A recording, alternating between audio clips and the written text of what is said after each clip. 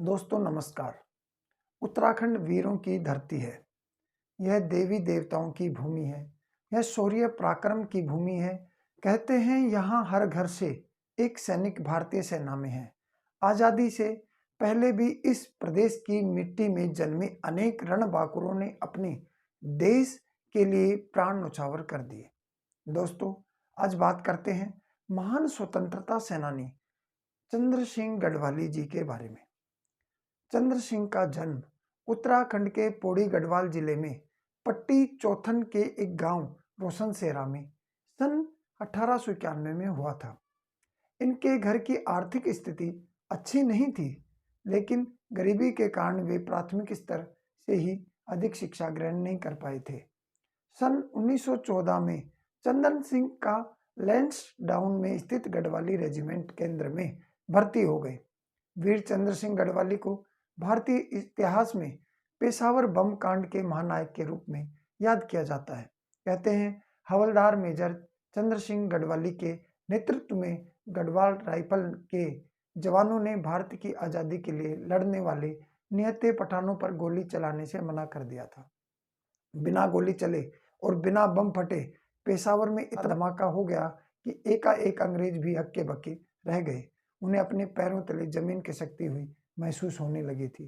प्रथम विश्व युद्ध समाप्त हो जाने के बाद अंग्रेजों द्वारा कई सैनिकों को निकालना शुरू कर दिया और जिन्हें युद्ध के समय तरक्की दी गई थी उनके पदों को भी कम कर दिया गया। कहते हैं इसमें चंद्र सिंह भी थे। इन्हें भी हवलदार से सैनिक बना दिया गया, जिस कारण उन्होंने सेना छोड़ने का मन बना लिया था। उच्च अधिकारियों द्वारा उन्हें समझाया भी गया, लेकिन उनकी तरक्की का ख्याल रखा जाएगा और उन्हें कुछ समय बाद अवकाश भी दे दिया गया। इसी दौरान चंद्र सिंह महात्मा गांधी के संपर्क में आए। उस समय पेशावर में स्वतंत्रता संग्राम की लौ पूरे जोर शोर से जली हुई थी।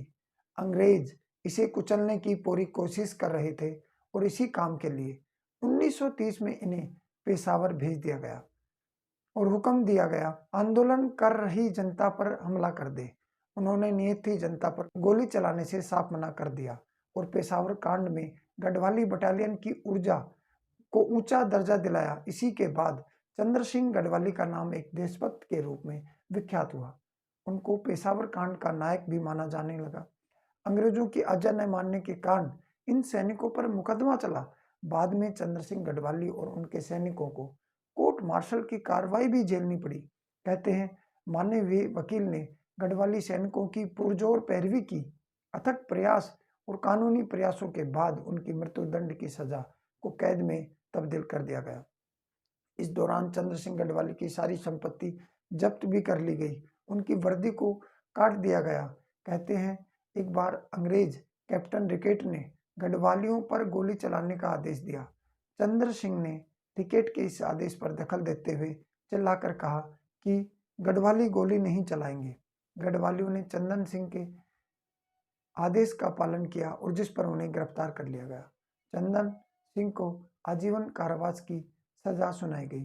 सजा पूरी करने के बाद चंद्र सिंह को 1941 में रिहा कर दिया गया और उन्होंने 1942 में भारत छोड़ो आंदोलन में हिस्सा लिया। आंदोलन में सक्रियता के कारण उन्हें गिरफ्तार कर फिर जेल भेज दिया गया। भारत की स्वतंत्रता के पश्चात चंद्र सिंह कम्युनिस्ट बन गए। उन्होंने 1948 में जेल हुई। अपनी रिहाई के पश्चात उन्होंने अपना संपूर्ण जीवन आम जनता की सेवा में बिता दिया। 1 अक्टूबर 1979 को 88 वर्ष की अवस्था में वे दुनिया से चले गए।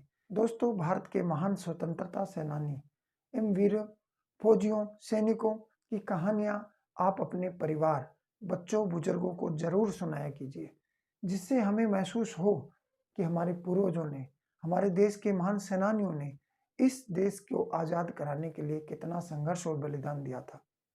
धन्यवाद दोस्तों। वीडियो अच्छी लगे तो लाइक करें, शेयर करें, कमेंट करें। जय हिंद, जय भारत।